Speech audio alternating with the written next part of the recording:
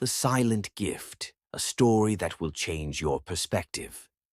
It was a quiet evening in the park, the kind where the wind whispered through the trees and the golden hues of the setting sun painted the sky. On an old wooden bench near the fountain sat Louis, a frail man with silver hair, dressed in worn-out but neatly pressed clothes. Every evening he sat there alone, watching people walk by, young couples holding hands, children playing, elders chatting. But no one ever stopped to notice him. One day, Banz, a curious 10-year-old boy, saw Louis sitting in the same spot again. Unlike the others, Banz didn't just walk past, he stopped. "Uncle, why do you sit here every day?" Banz asked, tilting his head. Louis smiled, his eyes twinkling with kindness. "I wait." "Wait for what?" Banz questioned, puzzled. "For someone to notice me." Banz frowned. He didn't understand why this old man needed someone to notice him. But that night, as he lay in bed, he kept thinking about Louis's words. The next day, he came back with something special, a notebook and a pen. "Uncle, here, write your story in this. I want to read it." Louis was taken aback.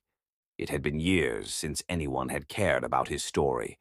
He took the notebook with trembling hands and nodded.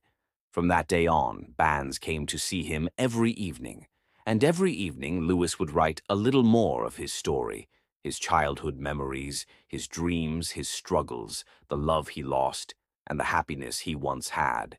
With each passing day, his loneliness faded, replaced by the warmth of companionship. But one evening, Banz arrived at the park and found the bench empty.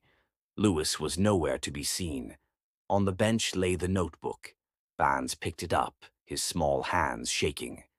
Inside there was a final note written in neat, careful handwriting. "Dear Banz, for years I felt invisible, like a forgotten page in a book no one wanted to read. But you, my little friend, gave me a reason to write again, to feel again, to be seen. Thank you for noticing me. This is my last story, but because of you, it will always live on. With love, Louis." Tears welled up in Banz's eyes. He hugged the notebook close to his heart.